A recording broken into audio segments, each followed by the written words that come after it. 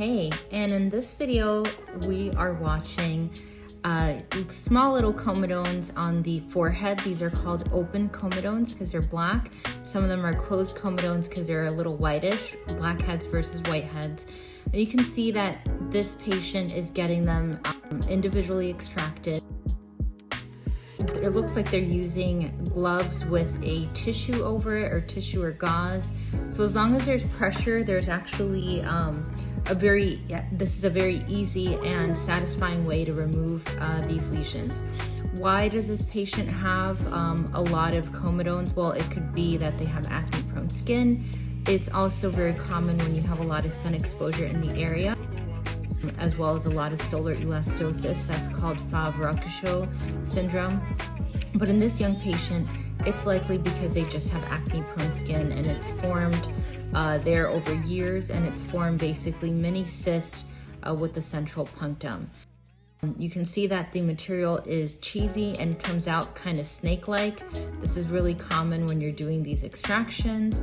The forehead and lateral aspects of the face are very common areas to get these blackheads, whiteheads, and comedones.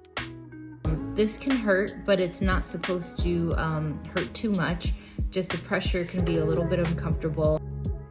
There's minimal to no bleeding that you should see, and you could also use a looped comedone extractor, which you can get from Amazon.com. Other things that could help this individual not get as many of these is actually a topical retinoid. So prescription retinoids tend to exfoliate the skin and prevent the comedones from building up in the first place. They'll likely need to do treatment with that after doing these extractions. There's different strengths of retinoids, such as tretinoin. It starts at 0.025 and goes to 0.1, and tazarotene, which is a higher strength retinoid.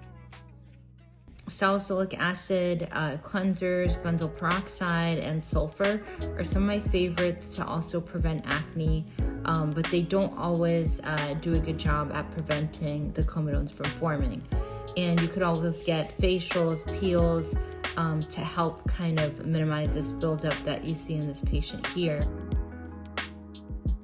A mask can also help, or slightly drying the lesions can also help prevent them from forming.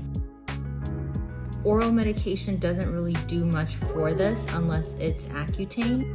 Accutane definitely helps minimize sebum in the skin and the presence of comedones and pimples from building up, as well as large cyst or nodulocystic acne.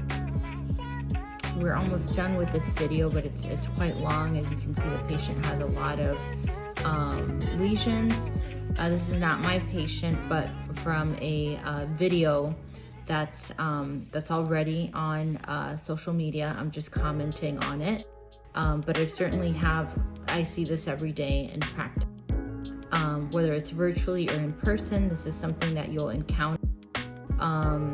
Do not try this at home. I would have a professional do it, such as a board-certified dermatologist. If you don't know where to find one near you, you can find one by zip code at findaderm.aad.org. It's a section of the American Academy of Dermatology that has dermatologists separated by state and location by zip code.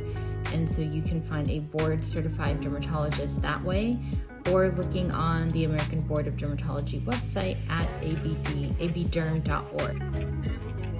If you have any questions, let me know. We can see that already her forehead's looking a lot better than it used to be.